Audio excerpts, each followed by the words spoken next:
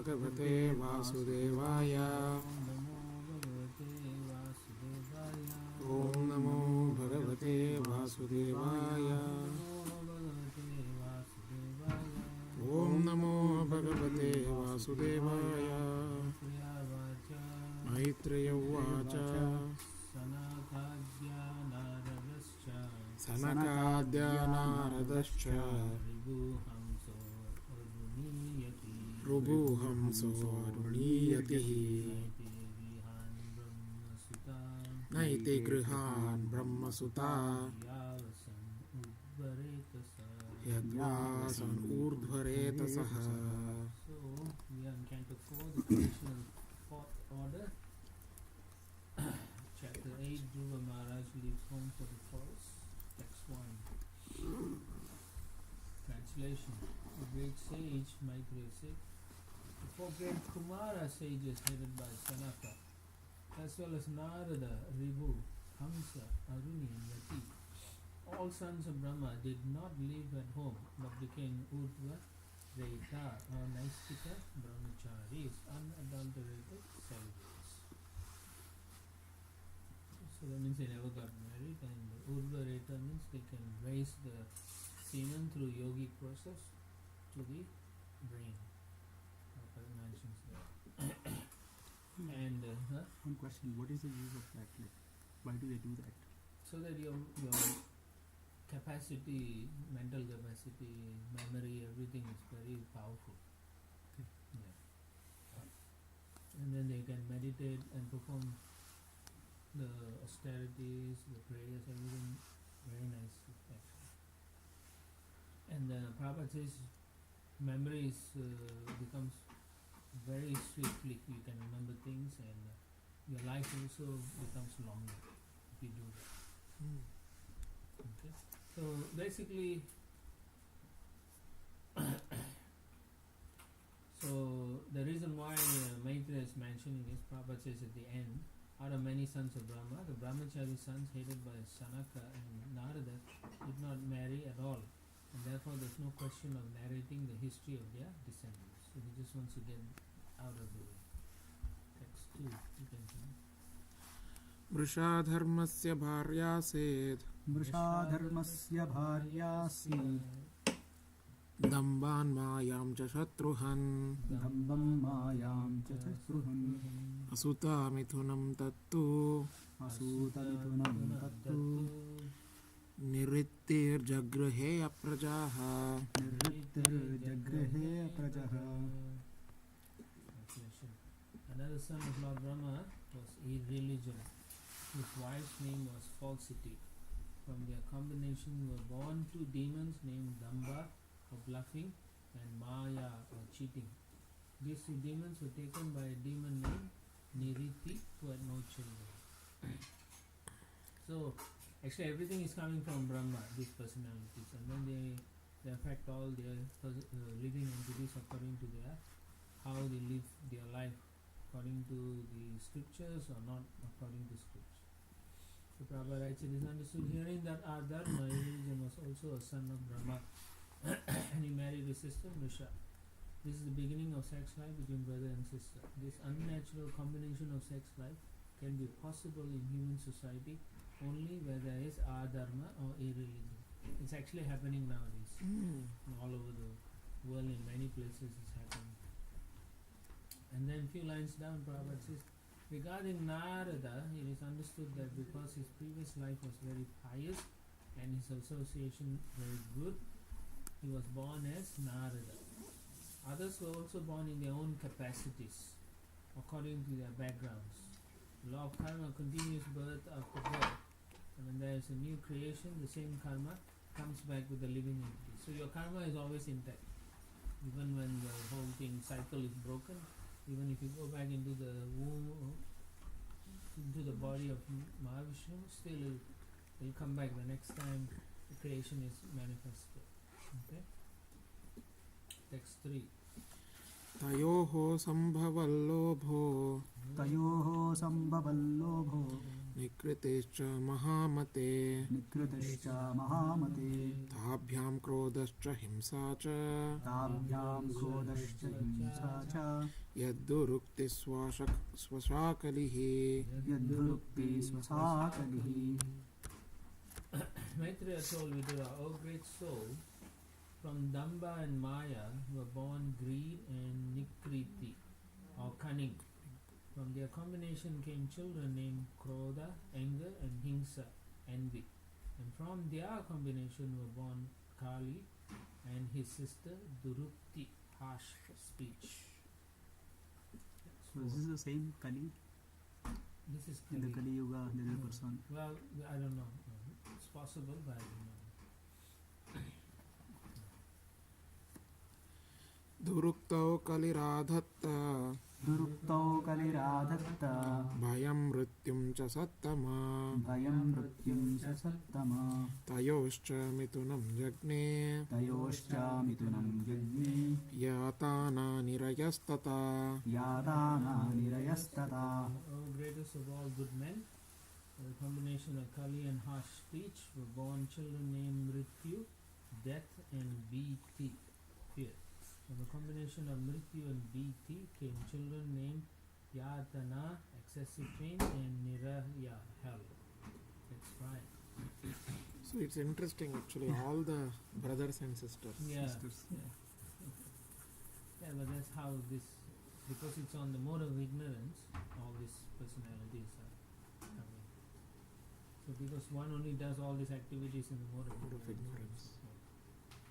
संग्रहेण मया ख्यातः संग्रहेण मया ख्यातः प्रतिसर्गस्थवानगा प्रतिसर्गस्तवानग त्रिश्रुत्वैतत् पुमान् पुण्यं त्रिश्रुत्वैतत्पुमान् पुण्यं विदुनोत्यात्मनोमलम् विदुनोति आत्मनोमलम्. My dear Vidura, I have summarily explained the cause of devastation. So all these people are devastation, part of devastation. One who hears this description 3 times attains piety and washes the sinful contamination from his soul. If you hear it every day 3 times, you get protected. Then don't do the bad things again. In the purport, towards the end, Prabhupada writes, we should learn to despise all the causes of devastation, beginning from irreligion and cheating. And then we shall be able to make advancement in a life of piety. So he wants us to not become slack in our attitude towards irreligion, cheating, and all those things. The possibility of our attaining Krishna consciousness will be easier, and we shall not be subjected to repeated devastation. The present life is repeated birth and death. But if we seek the path of liberation, we may be saved from repeated suffering. Prabhupada is warning us not to get into all this irreligion, cheating, all this. We should be very careful how we are. अतात कीर्तये वंशम् अतः कीर्तये वंशं पुण्यकीर्ते कुरुद्वः पुण्यकीर्ते कुरुद्वः स्वायम्भुवस्यापि मनोर् स्वायम्भुवस्यामनोर् हरेरंसां सजन्मनः हरेर्हंसां शतनः. Let us continue. O best of the Kuru dynasty, I shall now describe before you the descendants of Swayambhuva Manu, who was born of a part of the plenary expansion of the Supreme Personality of Godhead. The plenary expansion of the Supreme Personality of Godhead is the Brahma, okay, because he is empowered by the last potency, plenary potency like that.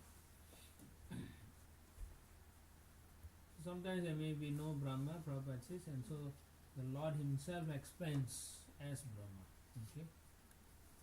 And Swayambhuva Manu is the direct son of Brahma. And therefore many wonderful children or descendants of Swayambhuva Manu is described here, text 7. प्रियव्रतोत्तानपादौ प्रियव्रतोत्तानपादौ सतरूपापते सुतौ शतरूपावते सुतौ वासुदेवस्य कलया वासुदेवस्य कलया रक्षायां जगतस्थितौ रक्षायां जगतस्थितौ Swayambhu Manu had two sons by his wife Shatarupa, and the names of his sons were Uttanapada and Priyavrata. Because both of them were descendants of a plenary expansion of Vasudeva, the Supreme Personality of Godhead, they were very competent to rule the universe, to maintain and protect their citizens. They are grandsons of Brahma.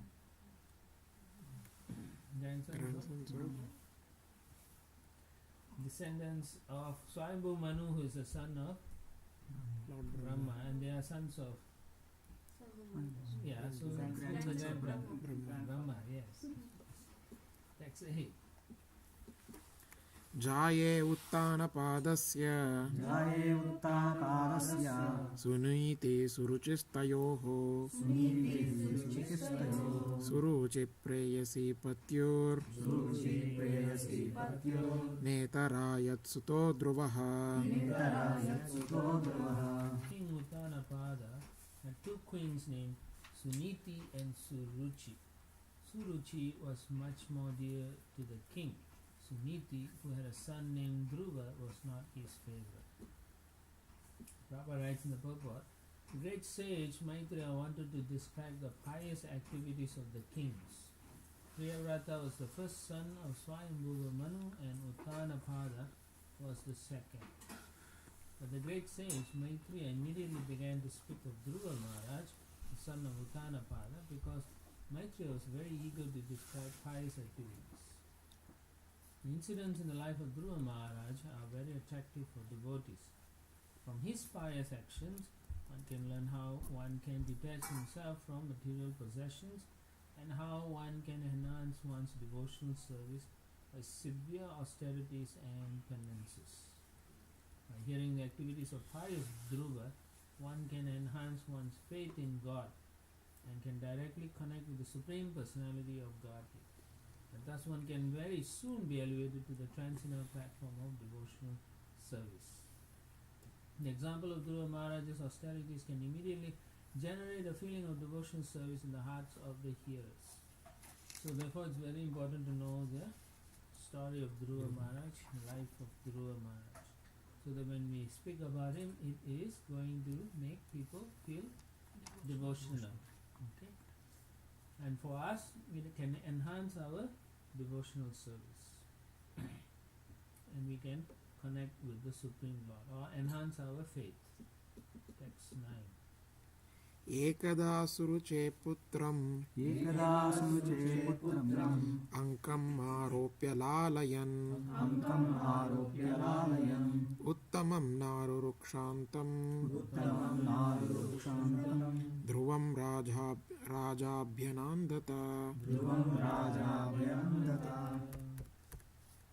Once upon a time, King Uttanapada was patting the son of Suruchi, Uttama, placing him on his lap.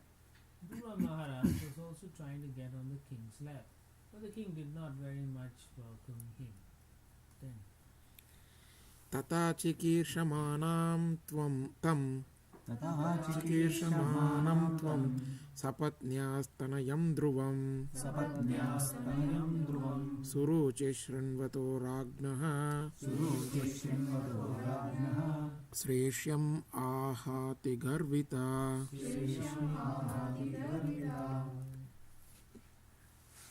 while a child, Dhruva Maharaj was trying to get on the lap of his father, Suruchi, his stepmother, became very envious of the child. And with great pride she began to speak so as to be heard by the king himself. She is the favorite of the king. Therefore she had this tendency to show off. And Prabhupada writes, this is the nature of a woman. If a woman understands that her husband regards her as a favorite and is especially affectionate to her, she takes undue advantage. The symptoms are visible even in such an elevated society as the family of Swayambhu Manu. Therefore it is concluded that the feminine nature of a woman It's present everywhere. So even in modern society, it's the same. Why would she be envious of the childhood? Because she's favorite anyway. She's getting the best, right? Some people are like that, Just right? like the They famous don't want another competition. So she sees Dhruva Maharaj as a competition from her co-wife. So she doesn't like that. And so she like showing off, arrogance. In her arrogance, she said that. But at the same time, she's like the Dhruva Maharaj is the older child. Uttama is younger, so there is envy that he may take the Okay. throne. So there is envy there. It's like नावत्सनृपतेर्दिष्ण्यं नवत्सनृपतेर्दृश्यं भवानारोढुमर्हति भवानारोढुमर्हति न गृहीतो मया यत्त्वं न गृहीतो मया यत्त्वं कुक्षाव अपि नृपात्मजः कुक्षावपि मात्मजः Queen Suruchi told Dhruva Maharaj, my dear child, you do not deserve to sit on the throne or on the lap of the king. Surely you are also the son of the king, but because you did not take your birth from my womb, you are not qualified to sit on your father's lap. So that's arrogance. Yes, they Huh? talk about throne, that means there's a competition. Yeah. Text 12. बालोऽसि बतनात्मानं बालोऽसि पतनात्मानम् अन्यस्त्रे गर्भसंभृतम् अन्यस्त्री गर्भसंवृतं नूनं वेद भवान् यस्य नूनं वेद भवान् यस्य दुर्लभे अर्थे मनोरथः दुर्लभे अर्थे मनोरथः My dear child, you are unaware that you were born not of my womb but of another woman. Therefore, you should know that your attempt is doomed to failure. You are trying to fulfill a desire which is impossible to fulfill. Very cruel. Text 13. तपसाराध्य पुरुषं तपसाराध्य पुरुषं तस्यैवानुग्रहेण मे तस्यैवानुग्रहेण मे गर्भे त्वं साध्ययात्मानं गर्भे तं साधयात्मानं यदिच्छसि नृपासनं यदिच्छसि नृपासनम् If you at all desire to rise to the throne of the king, then you have to undergo severe austerities. First of all, you must satisfy the Supreme Personality of Godhead Narayana, and then when you are favored by him because of such worship, you shall have to take your next birth from my womb. So this is very Prabhupada is so envious. She didn't want him around, she just wants her son and that's it. So this is a very cruel way of treating a very young baby. Yeah. 5-year-old. Text 14. I was thinking about this if she still, because that is the culture, she is very envious, but she's talking about we must satisfy the Supreme Personality. Yeah, the whole thing is indirectly it's a blessing actually. She Yeah. doesn't know it, but it is a blessing. Then we'll find out how it happened. But yes, you're right. The culture is such that they are always referring to Supreme Personality of God. But then again, you have to understand they're very close to the beginning of creation. They all know many of these things. And she started But still, with there's envy there. she started with my dear child. Satyuga You can say like Satyuga only. beginning. Fine, so pure hearted. Text 14. Maitreya उवाच मैत्रेय उवाच मातुः सपत्न्या सदुरुक्तिविद्धः मातुः सपत्न्या सदुरुक्तिविद्धः श्वासनृषा दण्डहतो यता हीः स्वसन्दृशादण्डहतो यदाहि हित्वामि शान्तं पितरं सन्नवाचम् हित्वामिशान्तं पितरं सन्नवाचं जगाम मातुः प्रारूढं सकाशम् जगामातुः प्ररुदं सकाशम्. This is Maitreya continue. My dear Vidura, as a snake, when struck by a stick, breathes very heavily, Dhruva Maharaj, having been struck by the strong words of his stepmother, began to breathe very heavily because of great anger. When he saw that his father was silent and did not protest, he immediately left the palace and went to his mother.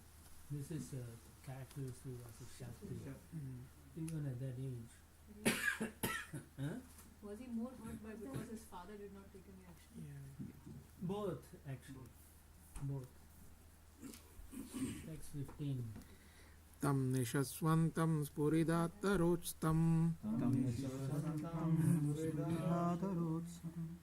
sunitirutsanga balam nishamya tat pauramukha tantam sa vivyate yadgaditam sapatnya. When Dhruva Maharaj reached his mother, his lips were trembling in anger and he was crying very grievously. Queen Suniti immediately lifted her son onto her lap, while the palace residents who had heard all the harsh words of Suruchi related everything in detail. Thus Suniti also became greatly aggrieved. He's a baby, 5-year-old still like a baby. So he was angry, at the same time he was crying. And then when the mother realized what had happened, she also became very disturbed. 16. Sotsrujya dhairyam vilalapashoka Davagnina davalateva bala Vakyam sapatnya smarati saroja Shriya drisha bashpakalamuvaha. This incident was unbearable to Suniti's patience. She began to burn as if in a forest fire, and in her grief she became just like a burnt leaf and so lamented. As she remembered the words of her co-wife, her bright lotus-like face filled with tears, and thus she spoke. Next, 17. Dirgham swashanti vrijinasya param Apashyate balakamaha bala Ma mangalam tata pareshu mamsta Punkte jano yat paradukkhadastat. She also was breathing very heavily and she did not know the factual remedy for the painful situation.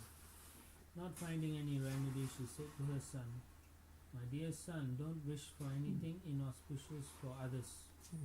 Anyone who inflicts pains upon others suffers himself from that pain." So you see, this is a Vaishnava. That's how we should all act. Text 18. Interesting is not finding any remedy, because there are situations so often we don't find a remedy. Yeah, so then But then this is one, at least don't inflict pain yeah. to others. Yeah. Because we don't have a solution to do this or that. Or inauspicious. Don't wish any. Wish. Or That is the wish, main yeah. thing. But usually tendency is that suddenly we try to Yeah, don't wish for it, Yeah. not Yeah. just inflict. don't wish for anything. 18. Satyam suruchya vihitam bhavan me Yaddurbhagyaya udare grihitaha Stanyena vriddascha vilajate yam Bharyeti vavodumidaspatirmam. Suniti said, "My dear boy, whatever has been spoken by Suruchi is so, because the king your father does not consider me his wife or even his maidservant. He feels ashamed to accept me. Therefore it is a fact that you have taken birth from the womb of an unfortunate woman, and by being fed from her breast you have grown up." She's saying her position now, because she's feeling a lot of hurt. And it's painful to hear like that. That's 19. Atishtatatata vimatsarastvam Uktam samatrapi yad avyalikam Aradhya dokshaja पादपद्मं यद्दिच्छसे अद्य उत्तमो यथा. Dear boy, whatever has been spoken by Suruchi, your stepmother, although very harsh to hear, is factual. Therefore, if you desire at all to sit on the same throne as your stepbrother, Uttama, then give up your envious attitude and immediately try to execute the instructions of your stepmother. Without further delay, you must engage yourself in worshipping the lotus feet of the Supreme Personality of Godhead. One of the things you need to also understand is the Bhagavatam here is showing how the person is feeling actually, the hurt she is going through. And then you can see how, because she's very elevated, she's not cursing or saying something bad about the step-wife, not at all, not a single thing she said anything bad about her, but rather she took all the good things that she could from whatever was said. Right? If we were to put a recorder in everyone's home and then we can hear how negative each person is nowadays, so this is a very good way to understand that even when Suruchi is hurt so much, how painful she is feeling, right? Still her attitude is so exemplary. It's the same moral and practice means you have to focus on negative things. Right? Yes, in Kali Yuga we all are in that mood. If there's no negativity, then there's no cause for quarrel and criticism. True, but still, as practicing devotees, this is an opportunity for us to at least consider what people should see me as. That's something we have to think about. And the Prabhupada says the harsh words used by Suruchi to her stepson were true, because unless one is favored by the Supreme Personality of Godhead, one cannot achieve any success in life. So it's a fact. Even if your karma is there, it's still sanctioned by the Lord. God disposes. Suniti, the mother of Dhruva Maharaj, agreed with her co-wife's advice that Dhruva engage himself in the worship of the Supreme Personality of Godhead. So she is, in one sense, she is seeing herself as also very unfortunate that her husband don't like her and fallen like that. And so therefore she is agreeing with Suruchi's statements. Indirectly, the words of Suruchi were a benediction for Dhruva Maharaj. For because of the influence of his stepmother's words, he became a great devotee. So there was a good, in any case, in the curse or whatever harsh words Suruchi used. Next 20. यस्याङ्घ्रिपद्मं परिचर्य विभावनायत्तगुणाभिपत्तेः अजोऽद्यसित्तिष्ठात् खलु पारमेष्ट्यम् पदं जितात्मा स्वशनाभिवन्द्यम्. Suniti continued, the Supreme Personality of Godhead is so great that simply by worshipping his lotus feet, your great-grandfather, Lord Brahma, acquired the necessary qualifications to create this universe.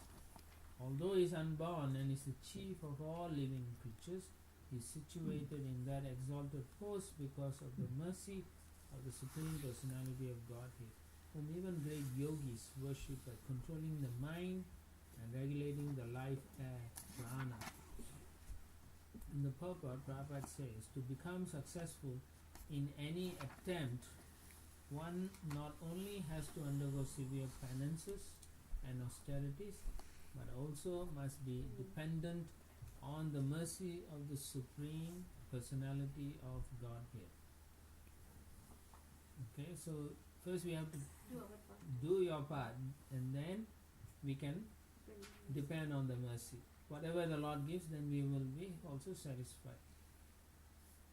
So there are many things in trying to become a pure devotee. It's not just a given, It's not like you go for exam, you pass, you get a degree. It's not like that. One has to practice sincerely, and then there may be some austerities, penances in the form of tests and stuff like that.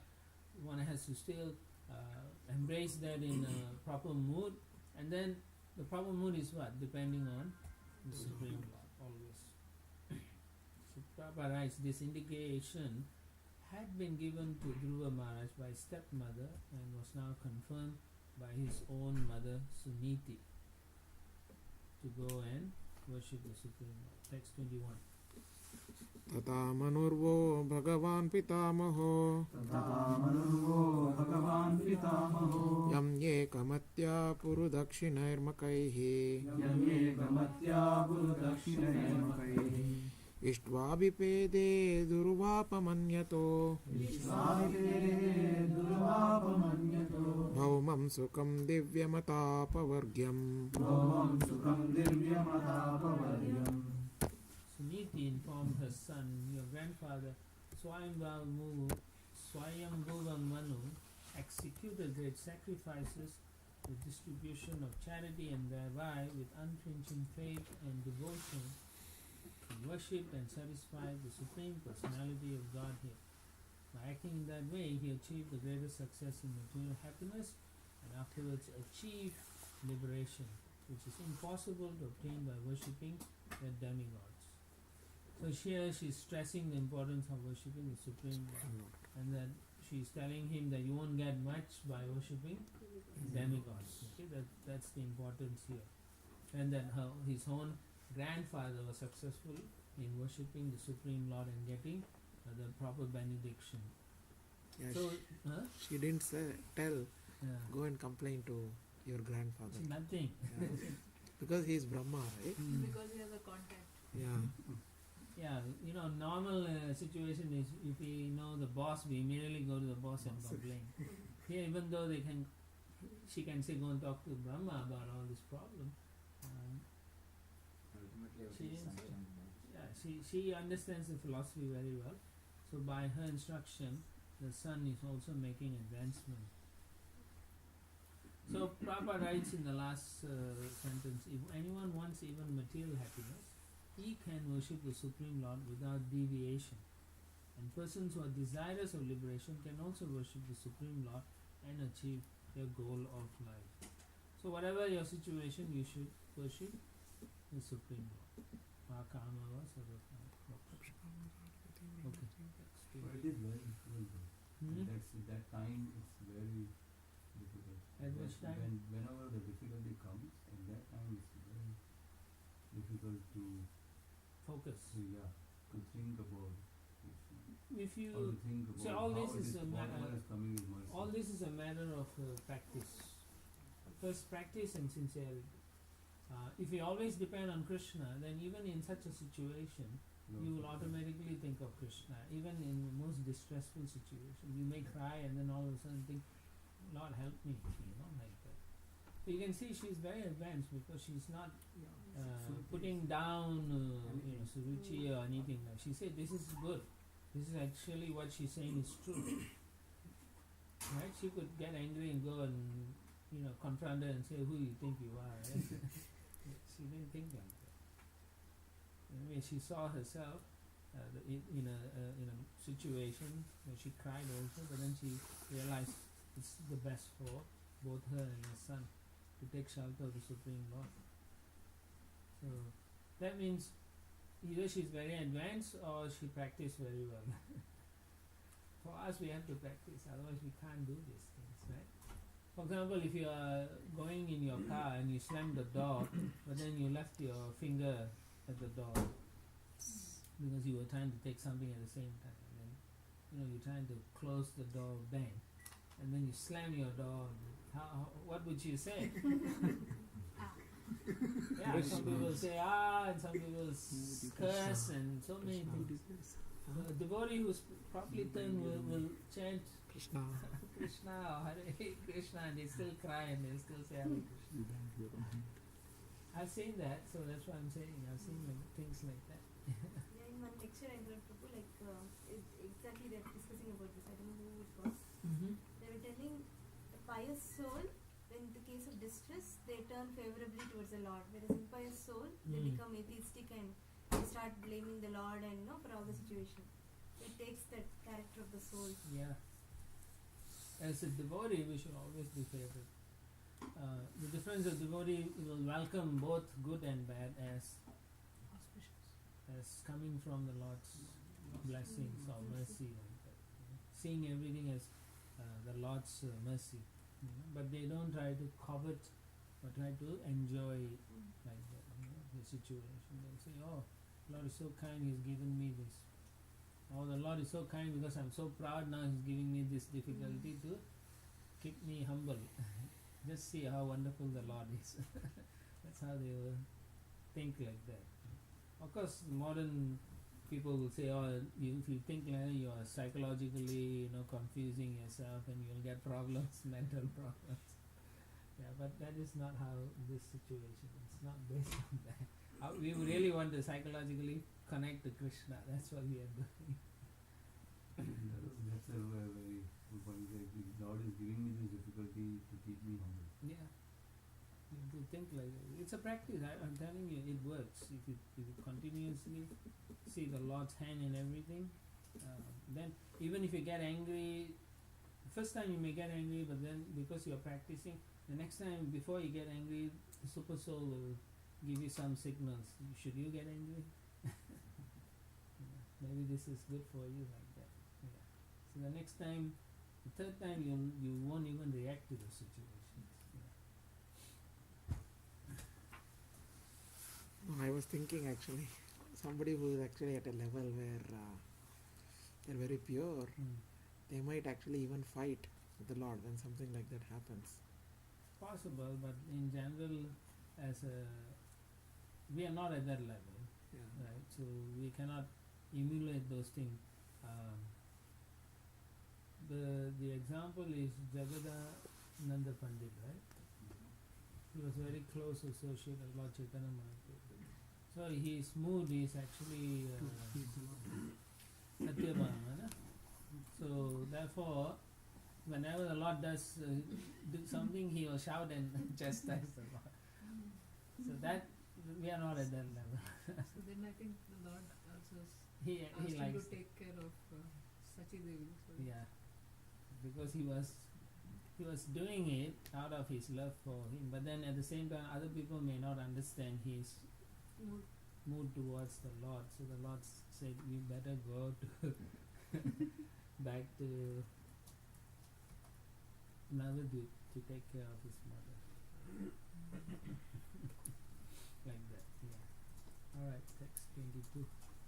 तमेव वत्साश्रयभृत्य वत्सलम् मुमुक्षुभिर्मृग्यपदाब्जपद्धतिम् अनन्यभावे निजधर्मभाविते मनस्य वाप्तस्य भजस्व पूरुषम्.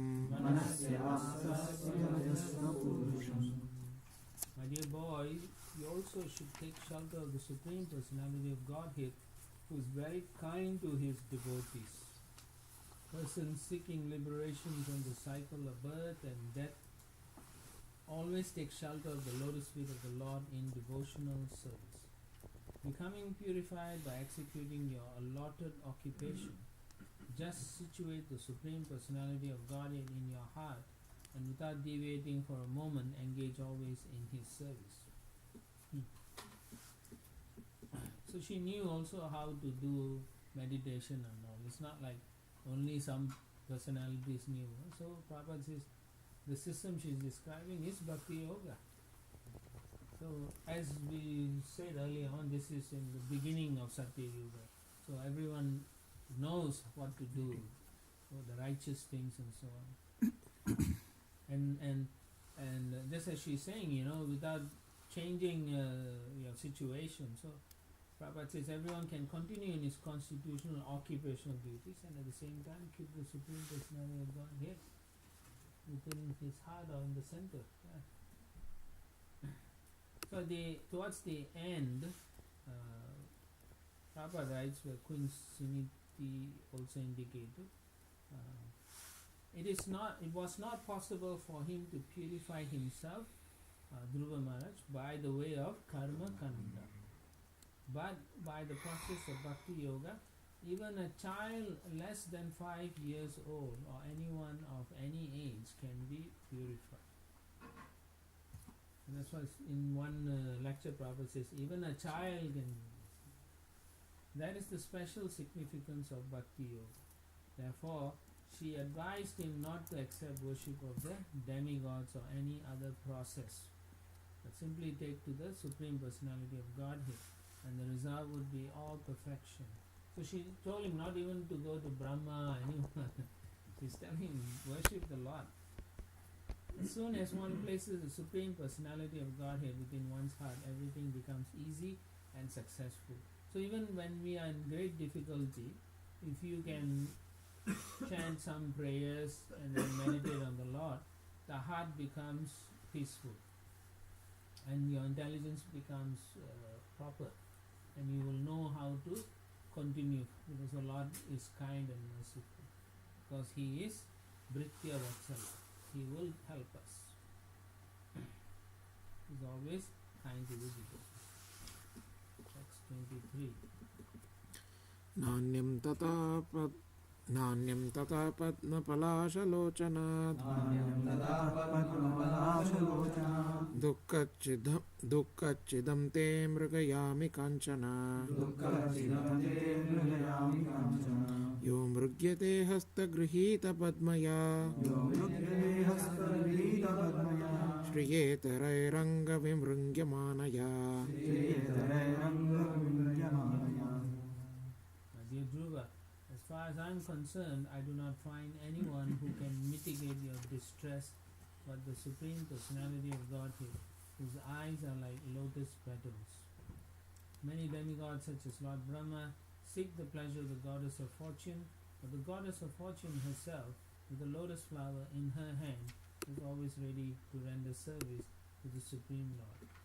So she even compares Brahma and saying even he is not on the same platform as the Personality of Godhead, because he even doesn't approach sometimes the Lord. Rather he's getting trying to get pleasure from the Goddess of Fortune.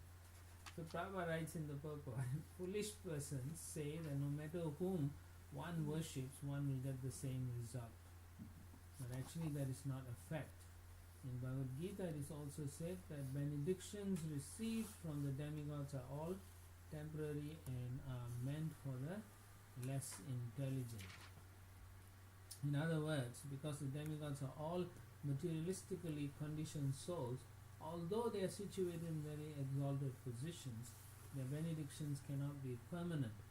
Permanent benediction is spiritual benediction, since the spirit soul is eternal. Okay? So in any case, due to our past karma, or whatever we are going to get, opulence or is controlled by the Lord indirectly. Right? He sanctions according to our karma and so on, we get what we deserve. Okay? So it's best to always take the shelter of the Lord, okay, so that we won't be in a miserable situation in our lives. So in the next paragraph, which begins with, although a pure devotee does not seek benedictions from the Supreme Lord for material advancement, it is stated in Bhagavad Gita that pious persons go to the Lord even for material benedictions. The person who goes to the Supreme Personality of Godhead for material gain is gradually purified in association with the Supreme Lord. Thus he becomes free from all material desires and is elevated to the platform of spiritual life. So you can see the mercy of the Lord. His intention is to please his devotee, but at the same time he is purifying them to bring them closer and closer to perfection. Unless one is raised to the spiritual platform, it is not possible for him to completely transcend all material contamination. So it's not possible. So we need the Lord's mercy. Next verse. Maitreya उवाच मैत्रेय उवाच एवं सञ्जल्पितं मातुर् एवं सञ्जल्पितं मातुः आकर्ण्यार्थागमं वचः आकर्ण्यार्थागमं वचः सन्नियाम्यात्मनात्मानं सन्नियामात्मानं निश्चक्रमपितुः पुरात्. निश्चक्रमापितुः पुरात्. Great sage Maitreya continued, the instruction of Dhruva Maharaj's mother Suniti was actually meant for fulfilling his desired objective. Therefore, after deliberate consideration and with intelligence and fixed determination, he left his father's house. 5 years old. Right? Fixed determination. Yeah, 5-year-old kid. So his intelligence is very high. He's a highly evolved personality, okay, even though he's 5 years old, because he immediately understood what he has to do, and he's walking out the 5 years old. Nowadays, the 5-year-old kid will stay in the house and kick the parents out. Right? Give you hell. They rule the house. They rule the house. Call 911. Yeah? 911. Or call 911. Yeah. Alright, so in the purport, Prabhupada writes, it is indicated in this connection that Dhruva Maharaj left his father's capital city to go to a secluded place to search out the Supreme Personality of Godhead. It is the instruction of Prahlad Maharaj also that if one is seeking peace of mind, he should free himself from all contamination of family life and take shelter of the Supreme Godhead by going to the forest. To the Gaudiya Vaishnava, this forest is the forest of Vrinda or Vrindavana. If one takes shelter of Vrindavana under Vrindavaneshwari, Srimati Radharani, certainly all the problems of his life are solved very easily. So for us, we go and take shelter of our deities, of our service, like that. And not just quit the job and go to Vrindavan. Some devotees have tried that, but they won't last. They come back. Remember, even Arjuna was told, you cannot artificially give up your duties. Yeah, so it takes a lot of practice. Text 25. Even before that, in the also, they were probably lamentation. They were both lamenting, but mere lamentation is useless. Yeah, lamentation Find is out for the means to mitigate one. So this is lamentation- the challenge no. Lamentation is a sign of a ignorance. yeah. And who does that? Shudras. Elsewhere, Prabhupada writes only Shudras lament. So that we shouldn't simply just lament. Be like what Dhruva Maharaj and Suniti, what they did. Right? They found a solution. She said, I can't remedy this, whatever happened now, but there's one perfect solution. Go and worship. Yeah. So, actually, what is the point in lamenting, right? What is the goal of lamentation? Repentance is False good, ego. right? Huh? Repentance is good. Repentance is okay, but lamentation? False ego. So how do you distinguish those? Sometimes there is this confusion What? about that. Repentance and Repentance and lamentation, because it can be two kinds of situations. One is obviously you're facing a very difficult time, Mm-hmm. and second is that I just don't feel I'm not doing good enough and this stuff like But that. that's not lamentation, right? That's a little bit not Repentance will lamentation, let you but move it is Huh? Repentance will let you move forward.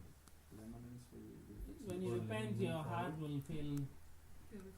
Yeah. Lighter. lighter or joyful also. But when you are lamenting, it will It's pull you about- down. It is in the mode of ignorance.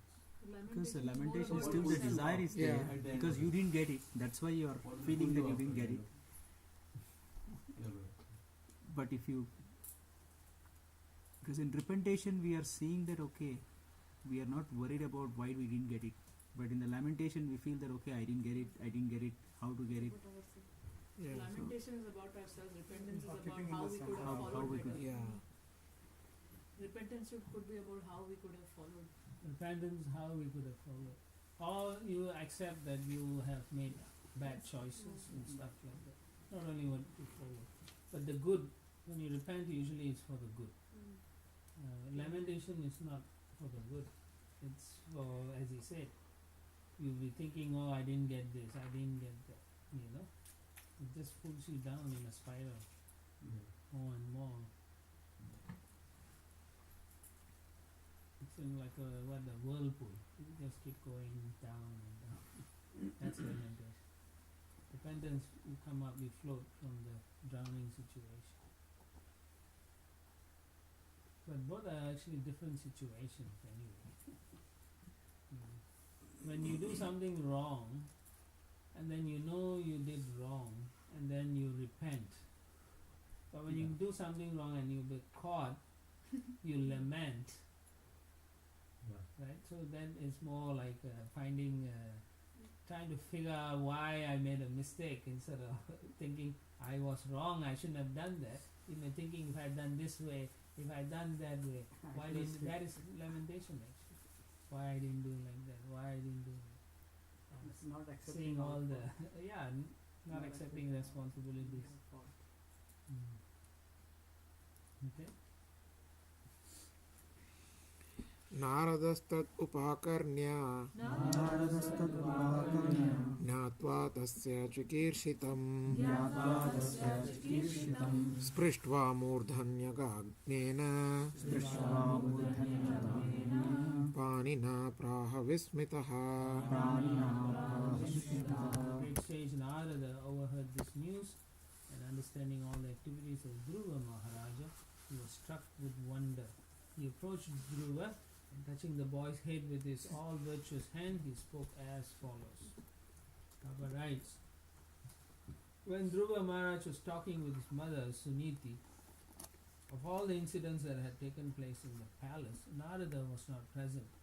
Thus the question may be raised how Narada overheard all these topics. The answer is that Narada is Trikala Jnana. He is so powerful that he can understand the past, future and present of everyone's heart, just like the Super Soul, the Supreme Personality of Godhead. Therefore, after understanding the strong determination of Dhruva Maharaja, Narada came to help him.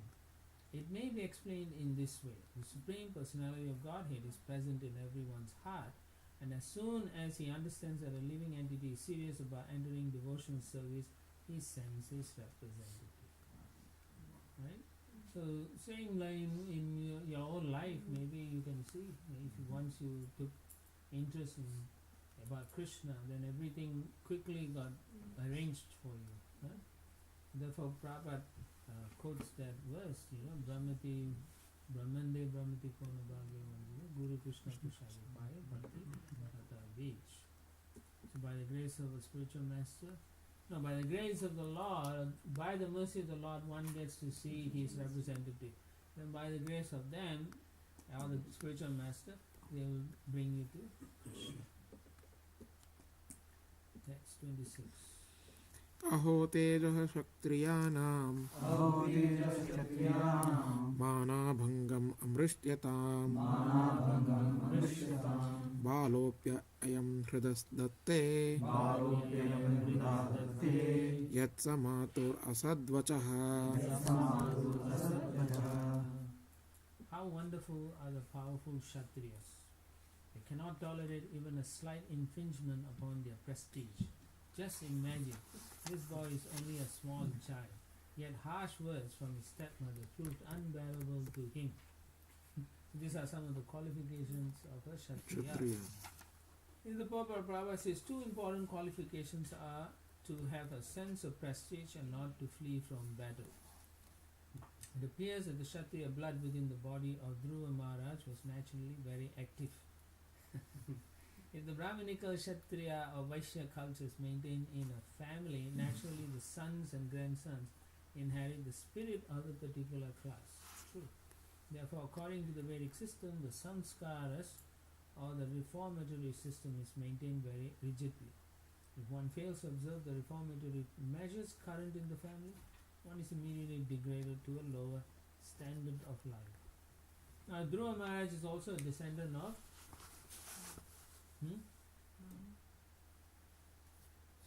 Swambhu Manu. Swambhu Manu is very Kshatriya. advanced personality. Therefore, the descendants of Swambhu Manu are also very advanced devotees. This is what Prabhupada is indicating because of their reformatory system, samskaras. That's 27. Why is it said that something is in the blood? Kshatriya's blood. That's it's a. I think it's just a Analogy. Just a way of saying? analogy. Yeah. Not like there is something. DNA. Because they say it's in the blood. Right? Yeah. They say that. Blood means that You can it's say- sanskar family, right? It is. Ingrained. It's just. It's Ingrained. Because of the karma, whatever. It is in the blood. That's my point. Huh? because of the culture. You can say in the culture also, but it's. If you put the wrong person in the wrong culture, they may not react. Yeah, it's accordingly. it's also what kind of soul gets attracted to such a family. Yeah, so the whole point here I is think it's a combination. Kshatriya. He's a Kshatriya, and so he can easily react to that situation in the right way. Kshatriyas. It's a common word. It is a common way in English language. It's in your blood. In India, You can say it's your karma also in your blood. Everyone of that nature takes birth in this family lineage. It's in the blood, right? but this context specifically they talk about Kshatriya. But it's the same. It's an example. It's just an analogy. Is it? That's 27. Narad उवाच नादुनाप्यवमानं ते सम्मानं वापि पुत्रका लक्षयाम कुमारस्य सक्तस्य क्रीडनादिषु Great sage Narada told Dhruva, "My dear boy, you are only a little boy whose attachment is to sports and other frivolities. Why are you so affected by words insulting your honor?" He's testing the boy. विकल्पे विद्यमानेऽपि नाह्यस् असन्तोषहेतवः पुंसो मोहमृते भिन्न यल्लोके निजकर्मभिः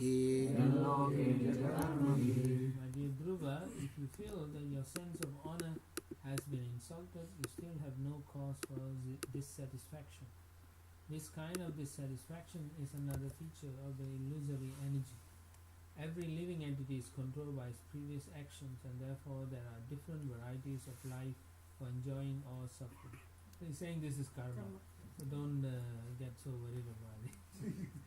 So Prabhupada writes in the purport, somewhere in the middle, Narada Rishi first of all wanted to impress upon Dhruva Maharaj that he was only a child. He should not have been affected by words of insult or honor. And if he were so developed as to understand honor and insult, then this understanding should have been applied in his own life.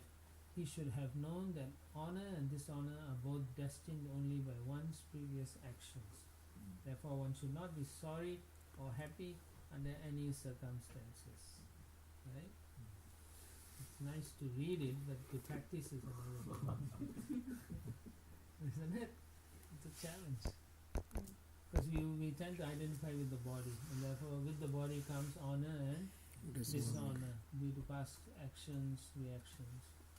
So we identify with the body and the reactions instead of understanding it as Prabhupada has written. Whatever situation, today it's going to be tough, tomorrow it will be easy. How sometimes your life may be so bad, but at a certain point you can understand that how bad can it be? How much bad can it go? Right? So everything has to bottom out and then has to get better. And then when it gets too good, it will bottom out again. So these are the ups and downs of our material life. Text 29. परितुष्येत तस्तात तावन्मात्रेण पूरुषः दैवोपासादितं यावत् विक्ष्येश्वर गतिं बुधः. The process of the Supreme Personality of Godhead is very wonderful. One who is intelligent should accept that process and be satisfied with whatever comes, favorable or unfavorable, by his supreme will. Okay? So again he's saying you be satisfied. Alright? Don't feel bad, but just be satisfied. But that's how we should, like, practicing devotees should do, right? Prabhu? Yeah. Like if our prestige is hurt or something, that's how we should do, instead Yeah. of like, I'm Kshatriya, now let me fight or all this. No, actually we are not on that level Yeah. or any of this. We should just tolerate. Tolerate, Remember we yeah. read earlier Yeah. on, we should learn tolerance. But I think this, at least to me, it speaks like the nature will come out. So we have to be aware and we have to practice this. Tolerance, Mm. yes. If you are a Kshatriya or No. Kshatriyani, okay. But if you are not, then don't do this thing. We are all, generally we are Shudras. So whatever our nature is, that will come out But- in that situation. But even then, this is process, the purifying process. Yes. So our natures, some of us has a little bit more Brahminical tendencies, some are Vaishya, some are Shudra and some are Kshatriya. These tendencies are still there. And by following nicely, Krishna will help us use that faculties we have for the right purposes. But at the same time, we all should act in a Vaishnava way, tolerant. Huh? We should curb the tendencies. Yes. Krishna will help us understand that if you follow nicely. But if you don't, then you are under the jurisdiction of the material nature. Okay? So Prabhupada writes, one who is a devotee especially accepts all reverses as gifts of the Supreme Lord. Oh well, thank you. When a devotee is put into distress, he accepts this as God's mercy and offers him repeated obeisances. So, with his body, mind and intellect. So you run to the temple and you pay obeisance and say, thank you, thank you. We can't do that. Right? But this is an advanced devotee. A not so advanced devotee, what will he do? Hmm? Stop. Huh? You should, but if you are not a good devotee, Take shelter of one's own mind and intelligence. Cursing people. yeah, the principle is to take shelter of a senior Vaishnava or somebody who can guide us. The tendency is to think that we know the solution. But actually, we don't know the solution. Right? How many times we make decisions that we regret later on? Hmm? More often than we can care to remember. And then hindsight is always 20/20. And then we say, oh, I should have done this, I should have done that. But why lament like that? Instead, in the very beginning, we should say, okay, I am in distress now, what I should do? I should take shelter of someone who can help me. Some devotee who can help. Because we can't go to the Lord and say, thank you for this terrible news. We can't do that. We are emotional beings, and when we are practicing, we cannot think like that, right? It's not possible. So therefore, you need someone to be there, right? Just like when someone very close to your heart, someone loved one dies, you are going to be devastated. So you need accompaniments, all of them, helping you to go through that period of difficulty. Not that they're going to tell you shouldn't cry because it's the body and this is not the soul as all that. You cannot quote all that. It's meaningless. We have emotions. We are spirit soul also has emotions, and then we have some attachment. So there is, you should allow the person to grieve also like that. So you have to understand these things. All these things it makes sense clearly if you practice Krishna consciousness properly. Follow the principles nicely, chant nicely. Then we come to a higher conscious level where we can understand, yes, this situation is happening and it's affecting me. If you are at lower modes, you can't see what's happening. But when you're higher means you are above the modes. then you can visualize and say, yes, this is affecting me because it's very close to my heart and this incident is affecting me. What should I do? I should seek help.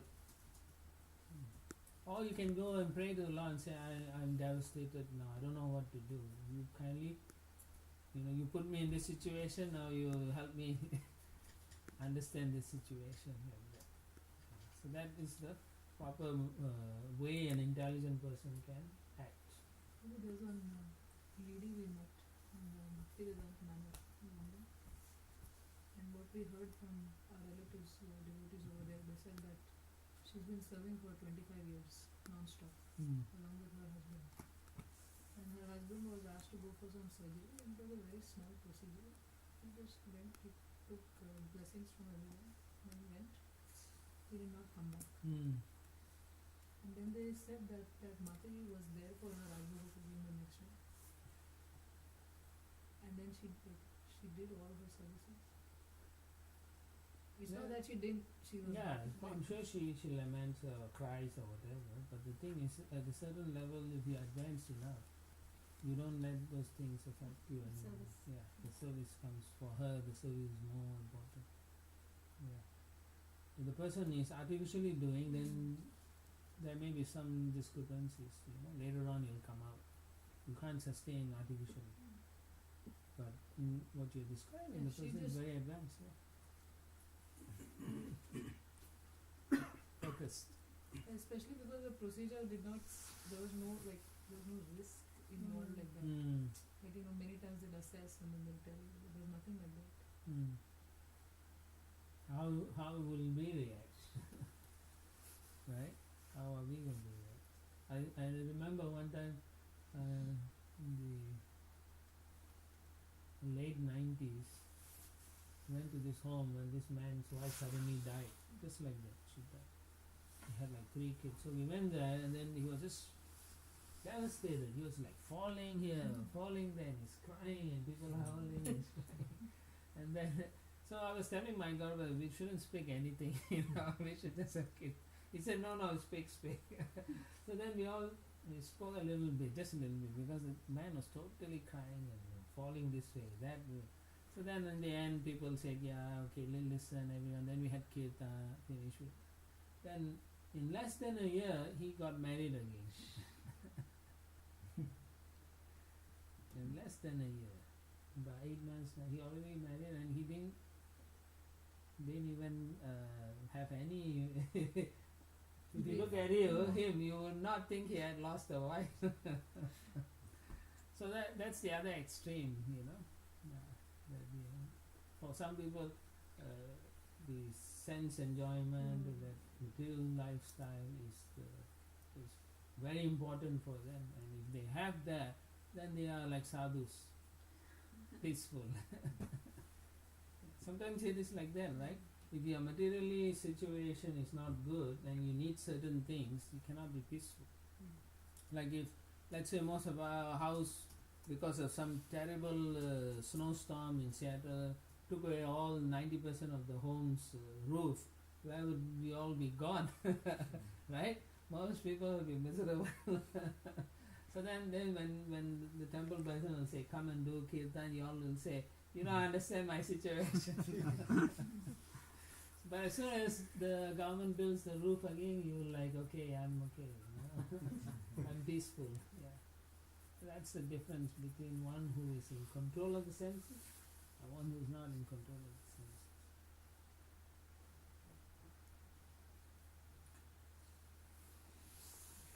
अतामात्रोपदिष्टेन योगेन वरुरुत्ससि यत्प्रसादं स वै पुंसां दुराराध्यो मतो मम. Now you have decided to undertake the mystic process of meditation under the instruction of your mother, just to achieve the mercy of the Lord. But in my opinion, such austerities are not possible for any ordinary man.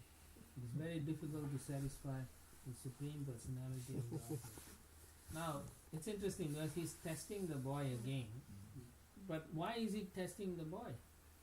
his determination. Checking Checking his So determination. that he can Please, give. please find out whether he's qualified or not. Well, yeah, as the spiritual master is testing it, but why else is he testing this boy? To show us. To show us other people. So like What? to take a devotional service. No. You have to go through the. He's glorified. Brahma. Yeah, in Yeah, one that's- sense, yes. But he comes, as I said, he is coming from this Lineage. lineage where a lot of pure devotees are taking birth. Okay, so Dhruva Maharaj is one of them, and so Narada Muni also was sent there by the Supreme Lord. There must be a reason, you know. Otherwise, why would he come? There's so many young boys doing so many things, but this particular boy, and he has got this amazing determination. Let me find out, you know. The Lord has sent me, so he's testing also to fulfill the Lord's desire, and properly he's doing it, so that people can't say, well, he just gave him the mercy. No, he's testing he's discouraging him all the time to see how determined he is. Remember when Bhaktisiddhanta Saraswati Thakur approached Bodhisattva Babaji, and then he didn't want to give him. So finally he said, if you don't want to give, I'll take my life. Right here, I'll jump from the bridge. And he said, this boy has strong determination and he's qualified, and therefore he gave him initiation. The same thing. Prabhupada says the process of Bhakti Yoga is simultaneously very difficult and very easy to perform. The more mental we are, the more difficult it is. Yeah, the more simple we are, the easy to perform. Sri Narada Muni, the supreme spiritual master, is testing Dhruva Maharaj to see how determined he is to prosecute devotional service. So it's interesting. To worship Narayan, it has to be done in a devotional mood. So his mother told him that. So now Narada Muni wants to test first. You can't just go and worship the Supreme Lord. You must go through a spiritual master. So therefore he's testing to see whether he can prosecute devotional service. This is the process of accepting a disciple. The great sage Narada has come to Dhruva under the direction of the Supreme Personality of Godhead just to initiate him. Yet he's testing Dhruva's determination to execute the process. It's not easy. It is a fact, however, that for a sincere person, devotional service is very easy. Sincere. But for one who's not determined and sincere, this process is very difficult. Every time we fail, we are not sincere or not determined. Yeah. So we can, from what Prabhupada's words, we can understand where our position is. We don't have to have an astrologer read and tell. We will know ourselves what our position is based on these two criteria. If we are not sincere or determined, we won't make any progression. That's 31. Munaya padavim yasya nissangeno janmabihi na vidur mrigayantopi tivra yoga samadhina.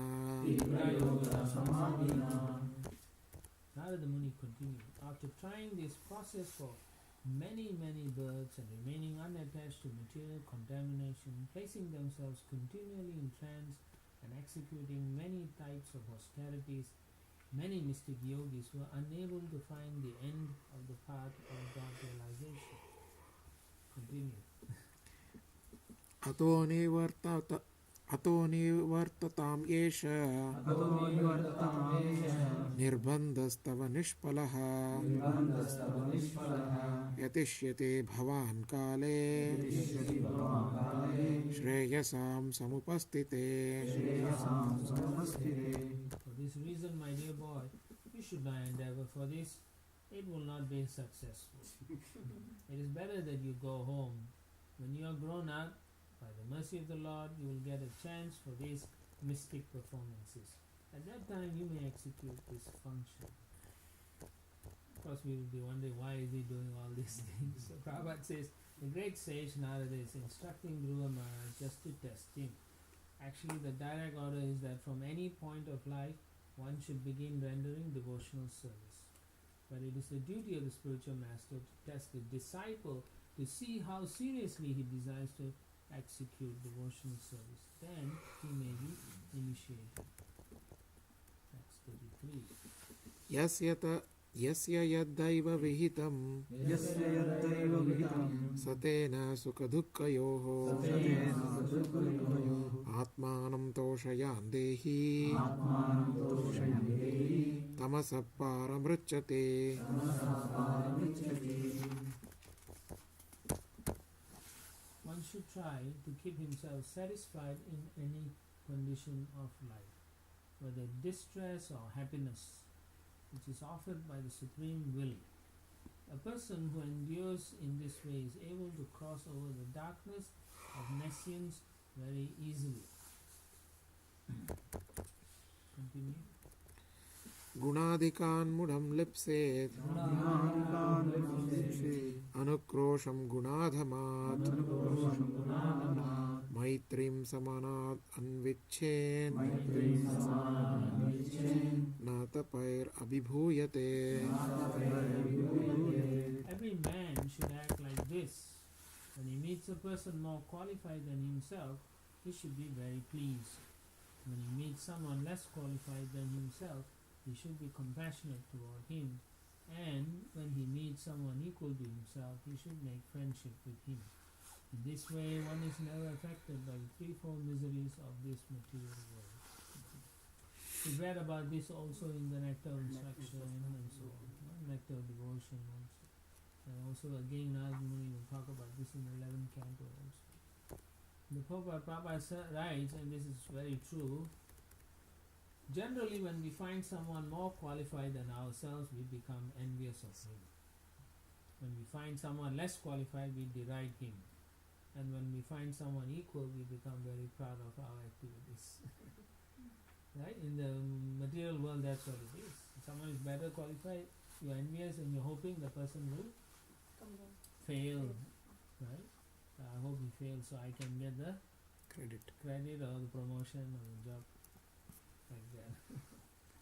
And when you find someone who can't do anything properly, you belittle them, shout at them, make them look like a fool in front of everyone, make jokes on them, right? You see that in society. Nowadays, if someone is very popular, that person is not really smart, but they are very good at making fun of other person, right? You encounter things like that. That's very common.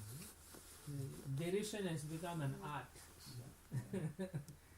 It's like one of the ornaments of a successful man.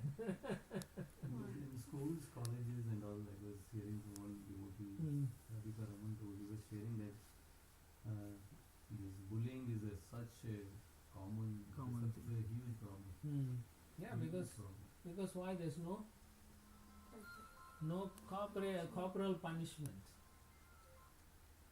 In schools they cannot cane or anything, so all this rascaldom takes place. Right? If there's no authority, how can the child learn? They will only learn the wrong things. Right? There's no authorities anymore in And so school. to prove ourselves great, when people criticize Yeah. the other, just to they show others down so that they look better. The other day I saw this 15-year-old boy. The teacher there's a law in the school, you cannot use your cell phone or something. So he's using the cell phone. Then so the teacher is about 60 years old man. So he said, don't use, don't, you keep away, I'll take your phone. Then he refused. So the teacher took the phone, and then this 15-year-old boy went back and started to punch the teacher. It's all captured by another student, and then the police came and the kid went to prison. This is what happens. Such a nonsense.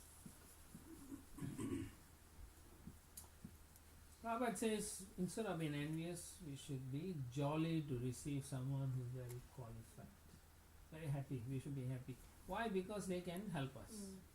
That's how we should see. And instead of putting someone who's not able to do things down, we should try to help them. And that is compassion. That's how you practice compassion. Okay? Or to bring them up to a good standard. and one meets an equal, Prabhupada says one should make friendship with that person. Work together. This way you'll never have personal people issues. Yeah, therefore you won't have No any. relationship issues, no people issues. Well, that's the Sunyavadis. They don't want anybody because if you have relationship, it's going to become a problem. Oh, if I make too many friends, then there will be some emotional or this or that. So they don't want all those things. But you can see, according to Narada Muni, if you follow this way, you shouldn't have any problems. The threefold miseries won't affect us. Right? What are the threefold miseries?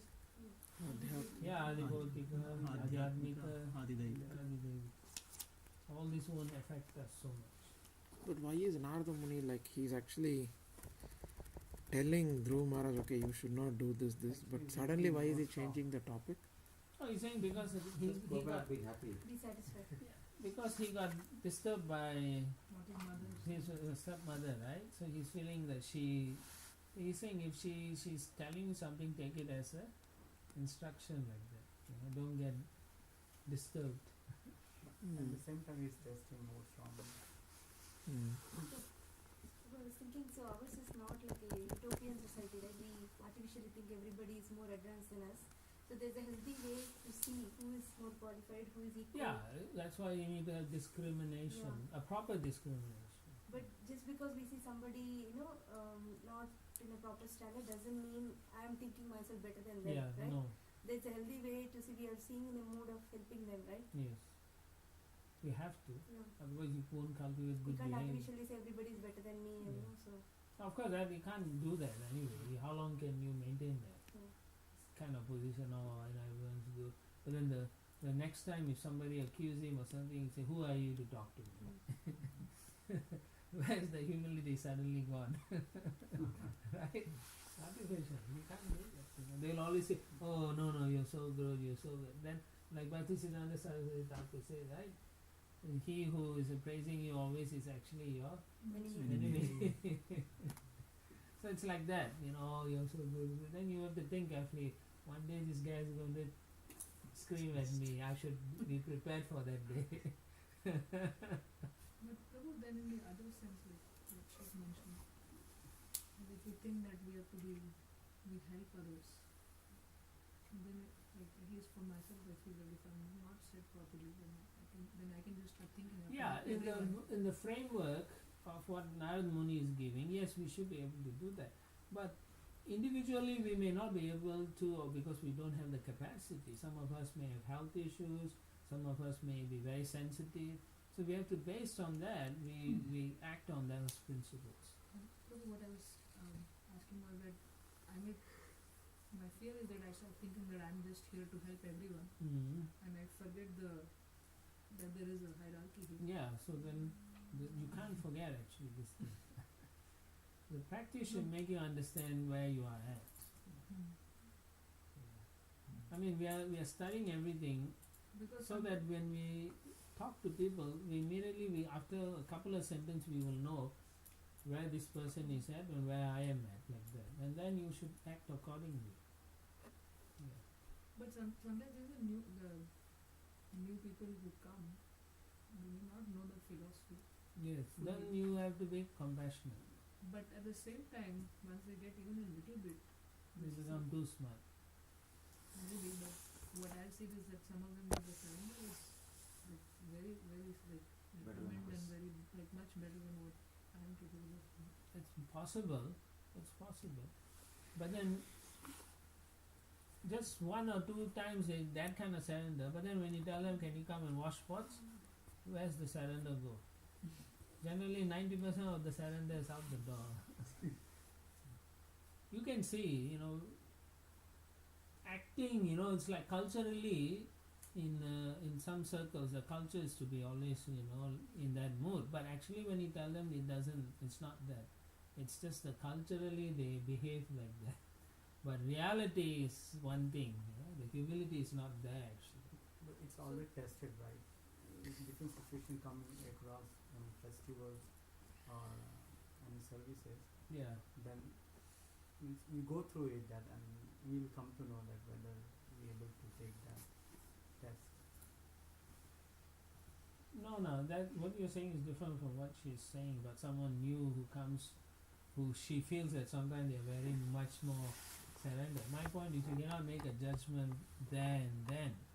It has to be over Over a the time. period of Sure. time and consistency in that behavior. So then even when we're sharing with them, can we like is it, Then you must be. You see, if then someone is that's new, my service to them. you but cannot share your life secret to someone who saw yesterday. no, sharing Krishna consciousness. Yeah, when still- we're sharing Krishna consciousness with Still, them. you have to know how much they can take. Yes. The dosage you must know. They can absorb. But at the same time, can I do it in a mood of service to them, because this kind of confuses The whole me. thing is a service, you know. Whoever you meet new is a service. You want to connect them to Krishna. But then how much you're going to give them? Like, for example, there's so many ways to engage someone. Like, if you see someone and then you say, oh, they must be engaged in Krishna's service. So you say, please, come to the kitchen, we need to cut. The guy just walks into the temple. Then they'll say, why are they treating me like that? I just want to go to and see the day. And generally, when they are new, sometimes people won't say anything. They'll say, okay, they'll come. But then they may be cutting, thinking, I just came to take darshan. I can't even see the deities like that. So there's extremes that we do also in our movement. At the same time, when someone new comes, you have to have a way that they don't feel threatened. Where you share some things, and then they'll say, "Oh, those are interesting," but they should never feel threatened. They should feel encouraged. Yeah, they should feel that there is a lot of love here. And also we can be friendly. Yeah, the whole idea is to be friendly in the sense that you show them that you want to help them when they come to the temple, but not in the sense that you become buddies, Yeah. That's the difference. Yeah. I mean, here what we are talking about is different from when we meet a new person. When a new person comes, they should always feel that this place is Love and this is a very good environment, friendly environment, loving environment. Yeah.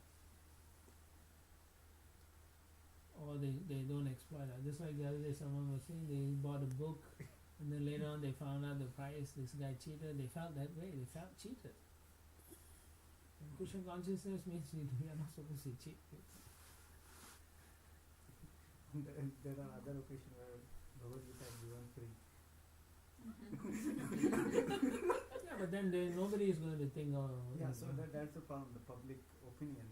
it's more important. They always see the negative things to bring up. So therefore we should ignore that incident. No, we have to careful on that. One thing, like Harivasu will say, one bad spot in the wall. They will talk about that bad spot, but they will not think about the whole wall. But that's how it is, right? But that was their experience. Yeah, exactly. That's You have to give them a positive experience.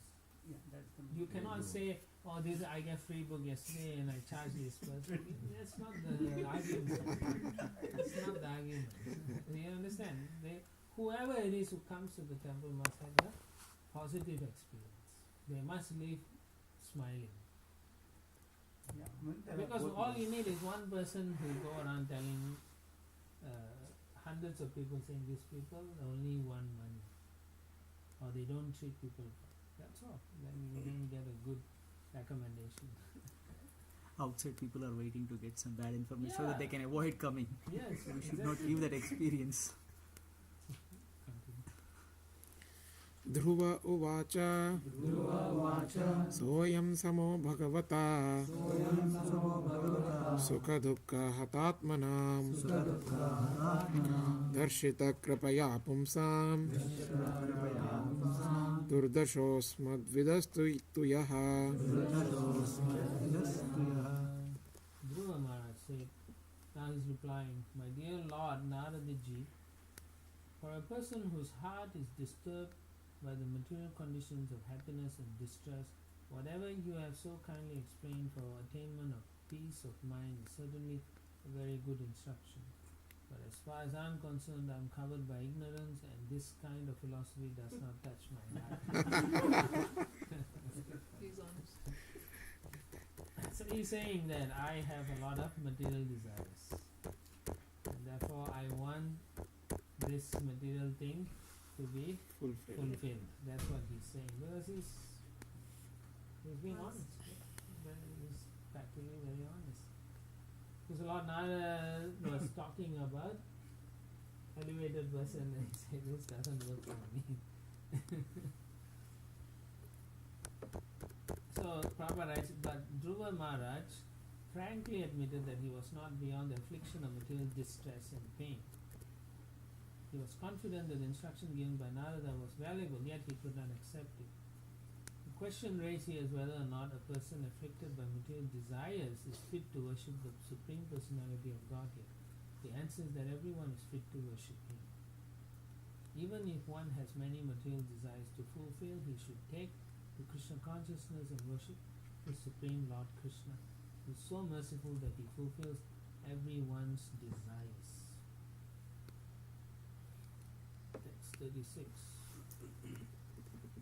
अतापि मे अविनीतस्य तथापि मे विनीतस्य क्षात्रं घोरम् उपेयुषः क्षात्रं घोरं उपेयुषः सुरुच्या दुर्वचो बाणैर् सुरुच्यादुर्वचोमानये न भिन्ने श्रयते हृदि नाभिन्ने हृदे हृदि.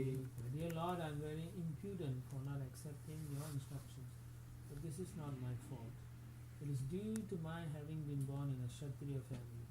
My stepmother Suruchi has pierced my heart with her harsh words. Therefore, your valuable instructions does not stand in my heart.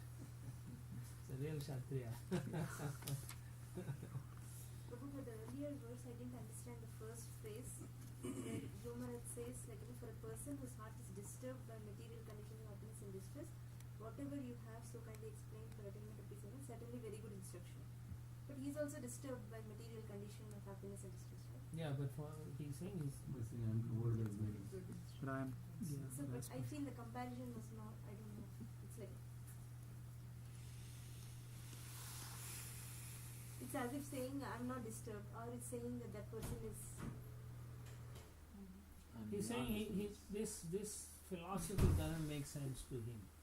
Whatever you're saying sounds good for those kind of people, because that's generally those kind of people makes good, but still it doesn't it doesn't appeal to me. not this. It doesn't. I can't understand Okay. this. Because I am covered by Yeah. ignorance. He's saying it's a right philosophy, but I am covered by ignorance. yeah, Prabhu just that said, like, one I is, have material desires. mine is a very excessive material desire and I'm covered by ignorance. That's why, though it's a good instruction, I cannot take because I'm covered by He ignorance. just can't take it. That kind of instruct. He's saying I'm not going to do it. He's been very frank. Like this. Yeah, your point is that I don't understand this. Whatever you're saying. So I'm not going to do it. I don't understand how to do it. It doesn't make sense to me. As far as I'm concerned, this is what I want. So therefore he says, I'm very impudent for not accepting your instructions. Because why? I'm angry. And when you are angry, you cannot follow any good instructions or even that which makes sense. Because his ignorance he's saying is because he's very angry. Therefore your valuable instruction does not stand in my heart. Prabhupada writes there, right? Dhruva Maharaj gave this example to Narada Muni, right? He said that his heart, having been pierced by the arrows of his stepmother's harsh words, felt so broken that nothing seemed valuable but his desire to counteract her insult. Isn't that common with most of us also? When somebody says something harsh to us, we want to correct them immediately, and we sometimes think why the Lord doesn't come and correct the situation, you know, right? We think like that, why can't He do it, you know? It's so obvious, and sometimes it is obvious that someone can be so cruel and they will continue being cruel and still we have to suffer their cruelty. Like when Hiranyakashipu, when he was giving such a hard time to the Brahmanas, and how they were crying to the Lord. It took a long time before then when Prahlad finally came, and then only the whole thing was sorted out. So it's like that. His heart is very much broken. All he wanted to do was prove his stepmother That he can get a kingdom. wrong, that she is wrong. I'll show you. That's that's basically what he wanted to do. Show you by your own advice. Yeah. And Prabhupada also gives us another angle. He says that Dhruva frankly admitted that he was lacking in Brahminical humility and was therefore unable to accept the philosophy of Narada. He says that that philosophical spirit Narada spoke was for a Brahman. So therefore Dhruva can't accept it. So that's another reason Prabhupada gives.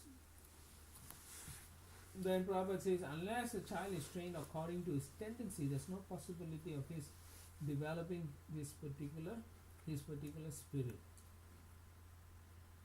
So Prabhupada also gives us another understanding of what a spiritual master is.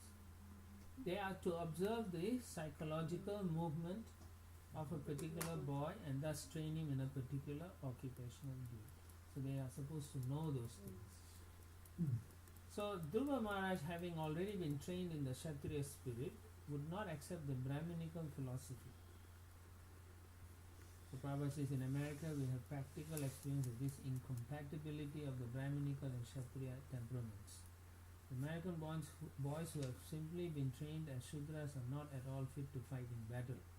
Therefore, when they are called to join the military, they refuse because they do not have Kshatriya spirit. This is a cause of great dissatisfaction in society. So it depends on how you feel, right? If you don't want to do it, you're forced to do it, then it won't work out very well. So what happened is, they are Shudras and they're not trained for anything, they become hippies, Prabhupada says. So then Prabhupada says, as soon as they enter Krishna consciousness movement, being started in America, they are trained to meet the Brahminical qualification, even though they have fallen to the lowest conditions as Shudras. In other words, since the Krishna consciousness movement is open for everyone, people in general can attain the Brahminical qualifications. There is the greatest need at the present moment. For now, there are actually no Brahmanas or Kshatriyas, but only some Vaishyas and for the most part, Shudras. And so our society now is made of Vaishyas and Shudras. And so Vaishyas and Shudras always fight. That's right. They always fight. So you see war everywhere, or one economy against another economy. It's Vaishyas and Prabhupada one time, I think in a conversation, said that America is like Vaishyas and Russia is like Shudras. So they always are fighting each other. So is our society primarily meant to be Brahminical? Yes, Prabhupada's goal was to raise a group of Brahmins so that they can lead the society. Of course, as we progress, there will be people who cannot do Brahminical thing anymore. They will just do what they are capable of doing. And hopefully in the future we will see the Varnashram system unfolding. That those according to their thing, they want to do Within the business. society. Yeah, within our society. Those who want to do business, they will go to a particular way to study and how much they can make money cheap. Like that. Percentage, how much they can increase. Tendencies. In Kshatriya, they will be trained in the right spirit, chivalry, honorable, all those things. Now, all those are not there. But in any case, most of us, you can see in yourself, you have some Shudra qualities, or maybe predominantly Shudra. Then you have some Brahminical qualities, some Vaishya qualities, and then some Kshatriya qualities. So you know yourself, whether you have that. Now accordingly you can see which one is your tendency, and you should try to practice in that way. You can, to some extent. But most of us, everyone wants to be Brahmin, but then they are acting like Kshatriyas, but actually they are all Shudras. Yeah, and then there are another group of devotees who are Vaishyas, but they want to act like Kshatriyas, and then you see that how that temple is run by Vaishyas like that, and then temple is run by Shudras, but ideally Srila Prabhupada wants us to come to the level of Brahmin. Yeah. Brahmin means follow the teachings, moral goodness, and then not trying to cover things, you guide people, honesty, all that. So you see, every now and then you see some temple brother run away with money or this or that, not properly situated. So Prabhu, this also we cannot follow as practicing devotees, right? Dhruva Maharaj is emphasizing that his vengeance is justified and he wants to be in that position. He wants to address that. We can't do that. But in any case, you'll see what happens, right? We can't talk like Dhruva Maharaj because he's a Kshatriya. Continue. Padam त्रिभुवनोत्कृष्टं जिगीषो Sadhu वर्त्ममे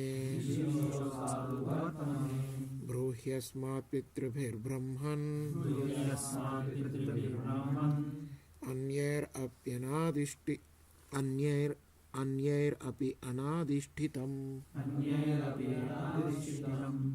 O learned Brahmana, I want to occupy a position more exalted than any yet achieved within the three worlds by anyone, even by my fathers and grandfathers. If you will oblige, kindly advise me of an honest path to follow by which I can achieve the goal of my life. So he didn't, as Prabhupada says, he didn't want to follow the Brahminical way. So what is the next question, or what instruction that he wanted from Narada Muni? How to get his material desire fulfilled? Prabhupada says he wanted to take advantage of Narada Muni's presence because he knew very well that if Narada Muni, the greatest devotee of Lord Krishna, could bless him or show him the path, then certainly he would be able to occupy a more exalted position than any person within the three worlds. So Narada Muni is like his grandfather also. Yeah. Is it? No. No. Yeah, Uncle. No, grandfather. Uncle. Grandfather. Uttarapada. Oh yeah. Swayambhu Manu and Narada are Narada, sons same. of Brahma. Grandfather. So he knows about Narada. So he wanted Narada to help him. And what did he want? He wants a position higher than his Grandfather. grandfather.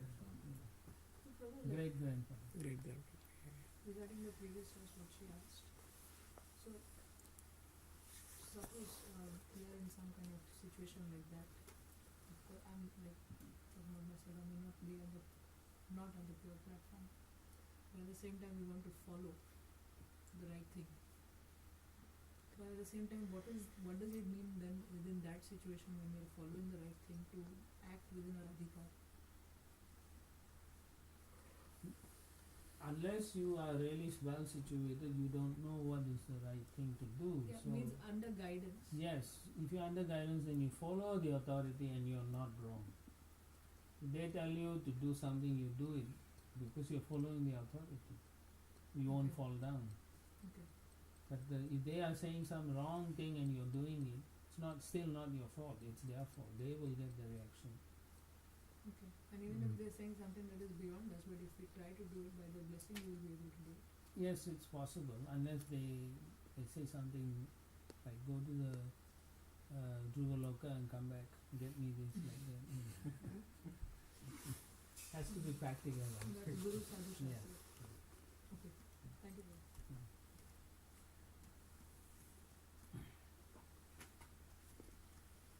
So the other thing is, he says, kindly advise me of an honest path.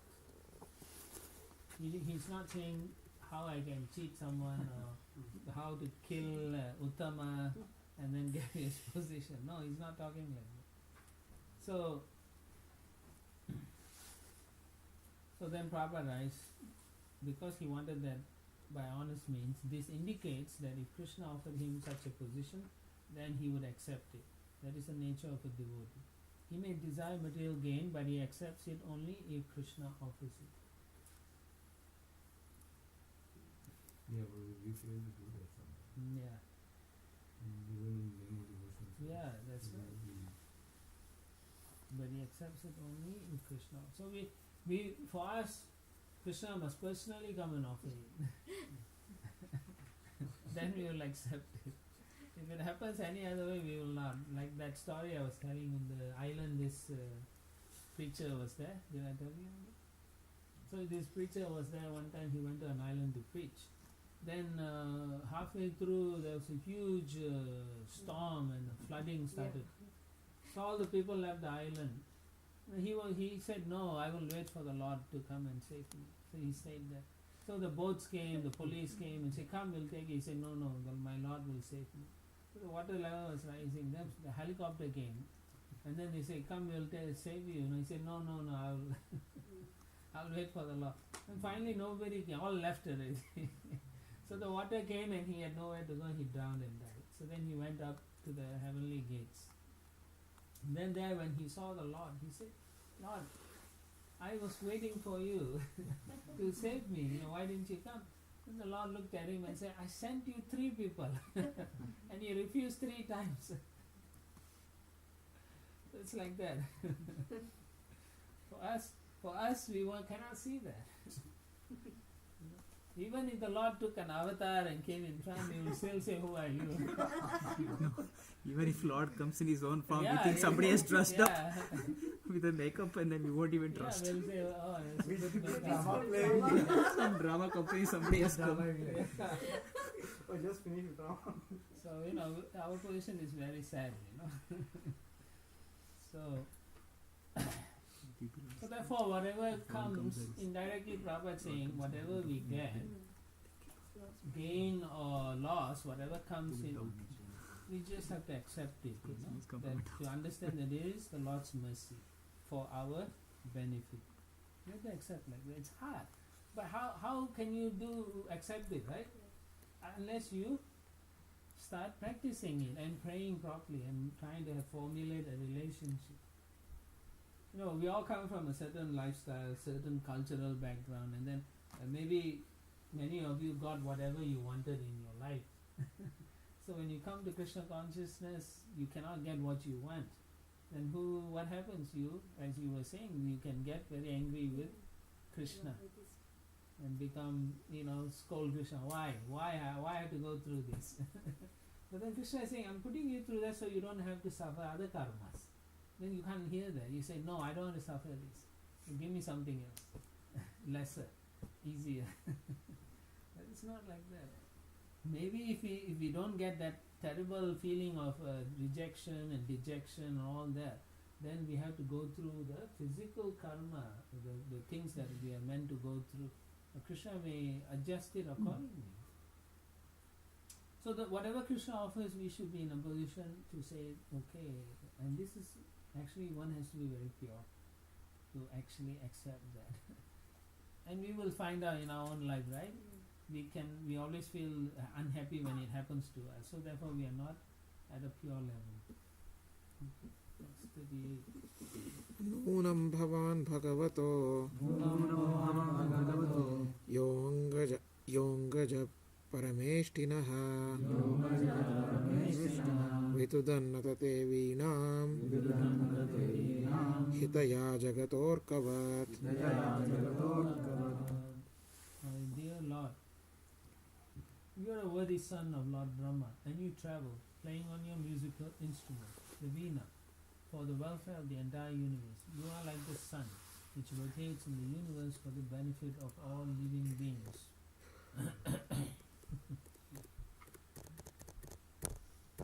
So here he's giving a prayer to him, and Prabhupada says he feels that Narada Muni would fulfill his desires, even though he's asking for something very extraordinary. So the other thing is, even though he's young, when he's praising Narada Muni with like the sun, he's comparing the analogy, goes to show how intelligent he is. So Prabhupada says the example of the sun is very significant. The sun is so kind that it distributes his sunshine everywhere without consideration. Dhruva Maharaj requested Narada Muni to be merciful to him. He pointed out that Narada travels all over the universe just for the purpose of being good to all conditioned souls. He requested that Narada Muni show his mercy by awarding him the benefit of his particular desire. Hmm. So he's very determined. Text 39. Maitreya उवाच इत्युदाहृतमाकर्ण्य भगवान् नारदस्तदा प्रीतप्रत्याहतं बालं सद्वाक्यम् अनुकम्पया. The sage Maitreya continued. The great personality Narada Muni, upon hearing the words of Dhruva Maharaj, became very compassionate toward him. And in order to show him his causeless mercy, he gave him the following expert advice. For us, when we meet some child who talks very proud, we are like,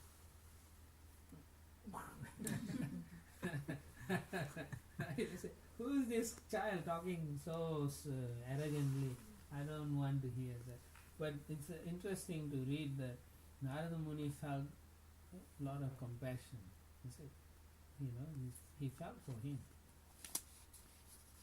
So then it was, I didn't feel that it was like arrogance. Arrogance, yeah. Initially he said, I am sorry, I am not able to do it, and later he glorified him, comparing him to his son. So what Right. was your point? I didn't feel that he was like arrogant towards our No, but I'm saying we are not like Narada Muni. Right? When we hear a kid talk like that, you will want to array. Like if you give instruction, kid says, I'm foolish, I cannot follow your instruction. Yeah. I'm saying how Narada Muni feels so much compassion, even though he can say, do whatever you want, I'm going out of my way. No, but Narada Muni knows this boy is special also. And so he wants to give him some expert advice. Text 40. Narad उवाच जनन्याभिहितः पन्थाः स वै निःश्रेयसस्य ते भगवान् वासुदेवस्तं भजतं प्रवनात्मना. The great sage Narada told Dhruva Maharaj, the instruction given by a mother Suniti to follow the path of devotional service to the Supreme Personality of Godhead is just suitable for you. You should therefore completely absorb yourself in the devotional service of the Lord. It's interesting, right? Yeah. He tested him to see whether he really, and the boy didn't want to give up the intention or his determination. So having understood that the boy is not going to give up, and then he also, as you say, the boy wasn't offensive.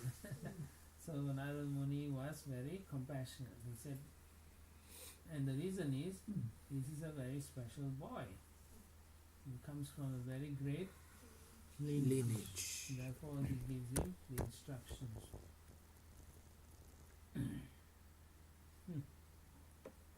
Narada Muni is referred here as Bhagavan because he can bless anyone just as the Supreme Personality of Godhead can. Okay, so that's the reason why he's addressed as Bhagavan. Whatever anyone wants, Narada Muni can actually fulfill that by his blessing. Remember even Chitraketu? He had no son, Narada Muni and Angira Muni, they get the blessing also. So they can do anything that we think it's impossible, but they can do it. They are empowered personalities. But in any case, exalted devotees can give blessings and the Lord will fulfill. That's one thing. And another thing you need to know is anything a pure Brahmana says, the Lord will also fulfill. He will keep his words true. So these are the conditions. And if Narada Muni is giving him the blessing, it is going to be fruitful. So far you haven't seen Narada Muni make a mistake. Right? Always, whoever he preaches, they become successful. So, but it's only after coming to Krishna consciousness that we are able to understand Narada Muni properly. Krishna, how Prabhupada has explained. So why is it that they have, in the... Again, into a joke, right? Yeah, Yeah. culturally, and Joe can also, like, he's the one who puts two sides against each other. He does. No, but that In is to many satisfy the ways. purpose of the Yeah, Lord. the whole thing is people Don't do don't Narada work. actually follow the Vaishnava Simple logic. literatures properly. They just for a show or movie they make it like that, and then they need a comedy act, and then they put Narada as the personality, but it's not the reality. Not in South India. South India. Not in South India. In the old Hindi movies, they put Narada as comedian, like Yeah, Hindi also. Hindi movies, like old Everywhere. Everywhere. South Indians are Everywhere. not like poor or something. They also do the Yeah. same thing. Movie culture is They- Movie culture is movie culture. No. That's what Vedananta was telling. Like South India people suffer so much because they make fun of Narada. So anyway, here Narada Muni is encouraging Dhruva Maharaj to go through this practice, and in order to get the desired result. So we also have to do our sadhana bhakti to get our desired result. Okay? We'll stop here and continue 41 from tomorrow.